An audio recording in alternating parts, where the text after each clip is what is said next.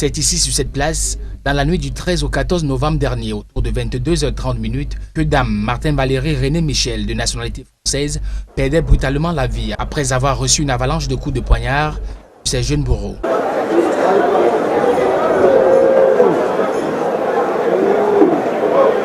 Ce soir-là, alors qu'elle rentrait d'un dîner, elle et son compagnon Mambou Jean-Pierre empruntent paisiblement le trajet d'horreur qui va les mettre nez à nez avec une horde de jeunes délinquants. C'est ce fatidique jour où ça nous arrive ça, depuis 10 ans qu'elle vient au Cameroun. Donc, généralement quand on marche, elle est devant et moi je suis derrière. C'est comme ça que quand on traverse le camion pour revenir sur la chaussée, une bande sort, surtout de là et de l'autre côté et tout. On l'encercle et moi je vais faire, d'autres viennent aussi vers moi avec leurs gros couteaux et tout.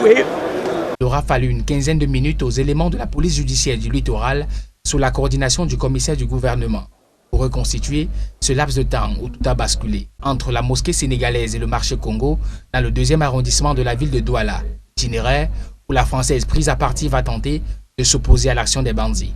En vain. Le gars aussi a envoyé le poignard sur moi, j'ai esquivé comme ça, donc ça a pris là, plutôt au lieu que ça attrape ma chair, ça a attrapé le sac dedans. Peut-être lui croyait qu'il m'a eu. Et il a tiré violemment. Moi-même, je n'ai même pas... Parce que ça se passe tellement vite. J'ai seulement vu que je suis presque déshabillé. Je regarde, je n'ai plus de sac sur moi. Et il vient vers moi encore avec l'autre qui était un peu à côté de lui avec leur couteau. Je dis, mais qu'est-ce qu'on vous a fait? Qu'est-ce que vous nous voulez? Qu'est-ce que on vous a fait? L'enquête aussitôt ouverte sur instruction du délégué général à la Sûreté nationale a permis quelques heures après le crime d'interpeller 3 des 4 délinquants ainsi que ceux qui ont favorisé leur fuite et à dissimuler leurs poignards et les effets de la victime. Les 6 mises en cause ont également été surpris en possession illégale d'effets vestimentaires militaires. Des faits qui corroborent avec le point de presse du gouverneur de la région du littoral à la suite de l'interpellation de ces jeunes. Les mises en cause, après avoir reconnu sans résistance les faits d'agression, ces présumés meurtriers ont tous été traduits devant le commissaire du gouvernement, près le tribunal militaire de Douala.